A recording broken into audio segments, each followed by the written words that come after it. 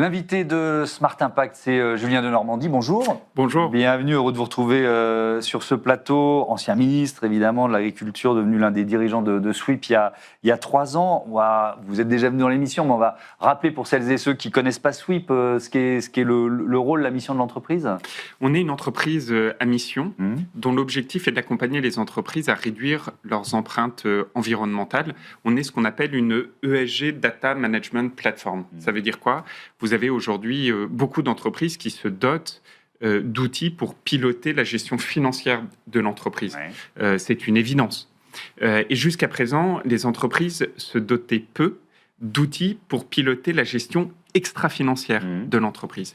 Et Sweep a développé un tel outil. Et aujourd'hui, on a près de 400 clients qui utilisent notre solution pour faire en sorte que la donnée extra-financière puisse être collectée, pilotée, qu'on puisse s'en servir pour réduire les impacts environnementaux de l'entreprise et même plus, qu'on puisse créer de la valeur à travers ces données extra-financières. Oui. Ça, c'est très important. Oui, c'est très important parce que l'un des leviers de la croissance d'une entreprise comme la vôtre, évidemment, c'est aussi la réglementation européenne, la réglementation sur le bilan extra-financier, qui est plutôt en train de subir un coup de frein au niveau européen. Est-ce que quand vous avez vu ça, vous vous êtes dit « Oula !»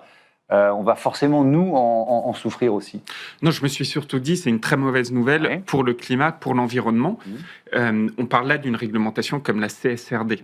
Cette réglementation, la réalité, c'est que, oui, il y a eu des ralentissements, mais enfin, elle existe, va quand même s'appliquer. Elle existe toujours, elle va quand même s'appliquer, elle va concerner beaucoup d'entreprises en France et en Europe. Et grâce à Sweep, on a coutume de dire, on est là pour vous rendre la réglementation utile et même heureuse. Parce que derrière tout ce qu'on dit sur le calvaire de ces réglementations, eh bien aujourd'hui, il y a des solutions comme la nôtre qui permettent de la rendre utilisable facilement. Mais il fallait la simplifier, on ne va pas y passer 2 heures, mais oui, elle était trop compliquée, cette CSRD. Il fallait la simplifier, et c'est tout le travail que fait l'Europe en ce moment, et une instance qui s'appelle l'EFRAG. Donc oui, il fallait la simplifier, mais à la fin des fins, il restera quand même des centaines d'indicateurs à renseigner, et grâce à une data management platform, on peut le faire. Mais surtout, moi je pense qu'il y a une vision politique derrière tout ça. C'est-à-dire, est-ce que oui ou non, l'Europe veut faire de l'extra-financier une source de compétitivité ? Est-ce que l'Europe se dit, en fait, nous, la seule source de compétitivité, c'est la compétitivité coût, donc uniquement le financier.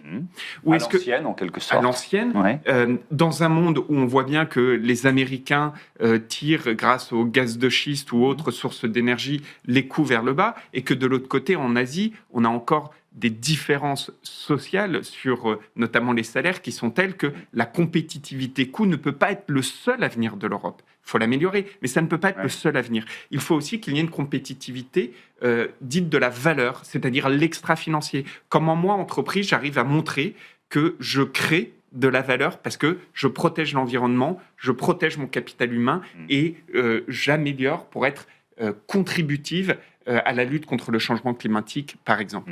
Vous êtes en train de lancer un appel à manifestation d'intérêt pour créer un indice mesurant la contribution des entreprises à la neutralité carbone mondiale. C'est un partenariat avec Mirova. Alors, on va essayer de ne pas être trop technique, mais pourquoi ça vous semble être un levier encore important? Parce que la vision derrière tout ça, vous savez, il y a beaucoup d'entreprises aujourd'hui, et vraiment, je le salue, qui ont pris des objectifs dits de net zéro. C'est-à-dire, on va prendre un objectif de réduire nos émissions ou nos empreintes environnementales pour atteindre cet objectif, initialement de l'accord de Paris, de limiter les gaz à effet de serre et donc le changement climatique.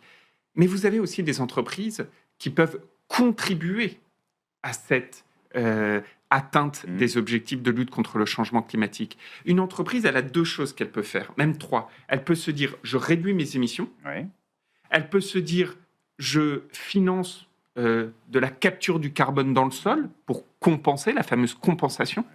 Mais une entreprise, elle peut aussi contribuer par ce qu'elle produit ou contribuer en investissant dans des entreprises qui elles-mêmes produisent des solutions permettant à d'autres de réduire. Si moi, je suis une entreprise qui vous permet à vous, autre entreprise, parce que vous allez utiliser mon matériel, de réduire vos propres émissions. Je contribue positivement. La réalité, c'est que moi, j'ai tout intérêt à croître beaucoup, donc même à augmenter mes émissions, parce que de ce fait, je vais vous permettre à vous de réduire et à d'autres. Et donc, au final, ma contribution sera positive pour l'atteindre. C'est une autre façon de valoriser cet extra-financier Exactement. dont on parle. Et en fait, c'est remettre du sens. Vous voyez, aujourd'hui, on a des débats que je comprends sur la croissance, la décroissance, sur faut-il capter ou pas capter. Moi, je pense que la bonne chose, c'est de se dire, est-ce que on contribue positivement à la protection et à l'atteinte de ces objectifs?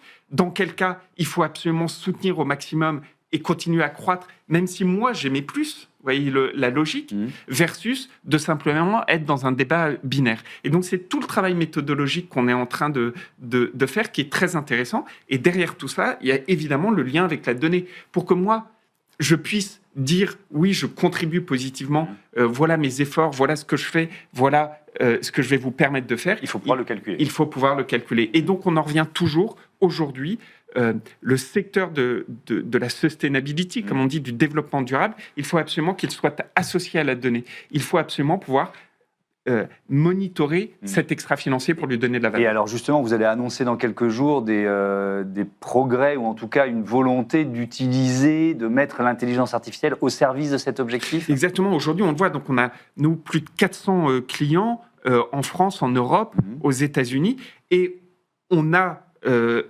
la capacité de gérer des centaines de millions de données par entreprise. Et on voit bien que la donnée extra-financière, certains se disent c'est compliqué parce que c'est moins normé que la donnée financière et que ça englobe toute ma chaîne de valeur. Le fameux Scope 3, il faut aller chercher la donnée, il faut faire des calculs pour transformer des euros en tonnes de CO2 ou en kilowattheure. Comment je peux faire ça?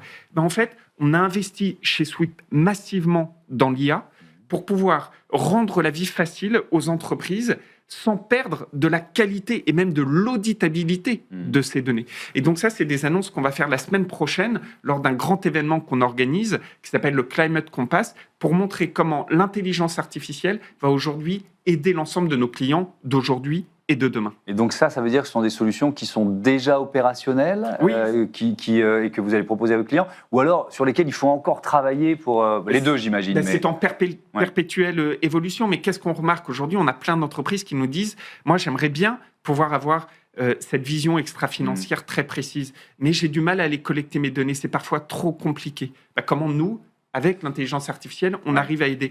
J'ai envie de pouvoir avoir précisément mon impact, mais il y a des règles de calcul qui parfois me semblent trop complexes. Avec l'IA, on y arrive, etc. etc. Notre objectif, en tant qu'entreprise à mission, c'est de permettre aux entreprises de piloter cet extra-financier, à la fin de faire le reporting, donc la CSRD ou toute autre réglementation, et de faire en sorte que tout ça, ça soit utile pour le climat, pour la valeur des entreprises. Est-ce que c'est plus facile, je vais poser la question autrement, est-ce que sur le carbone, les métriques, enfin c'est peut-être assez simple de calculer, sur la biodiversité, sur les objectifs de biodiversité, est-ce que c'est aussi simple? Non, c'est plus compliqué, vous avez raison. Je vous prends un exemple, parce que moi c'est à titre personnel une passion, le sol. Je pense que le sol est le personnage de nos sociétés, beaucoup trop oublié. 59% de la diversité, de la biodiversité terrestre se trouve dans le sol. La réalité, c'est qu'il y a des modèles qui vous permettent d'appréhender la qualité du sol. Mais enfin, un sol ici et un sol à 100 mètres du premier peut être très différent en fonction des pratiques qu'on lui a fait, en fonction de son historique, etc. Donc oui, c'est plus compliqué. Ça ne veut pas dire que c'est impossible, ça ne veut pas dire qu'il ne faut pas progresser, mais oui, vous avez raison, il y a des sujets qui sont plus ou moins complexes, et notre rôle, nous, c'est d'absorber au maximum cette complexité pour qu'encore une fois, si on veut créer de la valeur pour les entreprises qui se disent « je vais contribuer positivement à la protection de l'environnement », il faut absolument qu'on arrive à rendre concrète et à mettre en exergue cette valeur. Et c'est ça qu'on fait chez Sweep. Vous allez ouvrir un bureau aux États-Unis. Exactement. Vous l'avez ouvert, vous allez l'ouvrir? On l'annonce cette semaine. Donc on ouvre un bureau aux États-Unis qui était déjà un pays où un client important, mais on a là-bas une très forte traction. Et ce qui en dit long aussi, parce que vous avez c'était la question que j'allais vous poser, parce que dans un pays dirigé par un Donald Trump qui surfe sur le climato-complotisme ou le climato-scepticisme, il y a encore, évidemment, heureusement, des entreprises qui poursuivent l'objectif qui est le vôtre. Mais en fait, ça en dit long.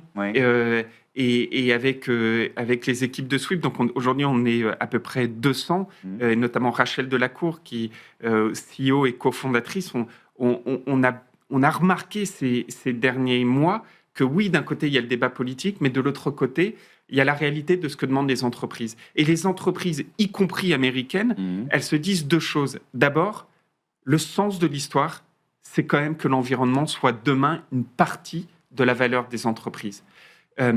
Parce qu'on peut y créer de la valeur, mais aussi parce que c'est une question de pérennité de l'entreprise. Et ça, on a fait des études très concrètes qui montrent ce sujet de pérennité, cette question du long terme, très complexe dans le monde capitalistique tel qu'on le connaît, mais réel. Et le deuxième élément, et j'en reviens à votre question sur la CSRD, c'est que les Américains, ils voient l'Europe comme un marché, et la CSRD, elle a une particularité, c'est qu'elle est extraterritoriale. Et donc, beaucoup de nos amis américains, entreprises, se disent, moi, j'ai besoin d'aller en Europe, parce que c'est un marché, mais j'ai besoin, à un moment donné, de me conformer à leurs règles. Et là, on voit la puissance. Vous savez, on parle de toutes les négociations commerciales avec les États-Unis. L'Europe doit assumer l'extraterritorialité de ces normes environnementales. Ce sera plus juste pour nous, Européens, et incroyablement impactant. Mais quand vous voyez le bras de fer que Donald Trump est en train de mener sur les GAFAM, sur les textes européens qui ont été votés pour réglementer notamment l'activité des géants d'Internet, vous craignez pas qu'ils puissent faire la même chose contre la CSRD parce qu'elle va, j'en sais rien, freiner des grandes entreprises américaines qui sont moins avancées que les entreprises européennes? Mais en fait, il ne faut pas le craindre. Je veux dire, le commerce est une question de négociation et de rapport de force. Et parfois, en politique, c'est aussi la chose. Singulièrement, quand vous avez un chef d'État, en l'occurrence M. Trump, qui vit la politique comme un sujet transactionnel tel que le commerce. Donc, est-ce qu'il faut le craindre? Non. Est-ce que ça peut être dur? Oui. Est-ce qu'il faut abandonner? Absolument pas. De toutes les manières, moi je le redis, si l'Europe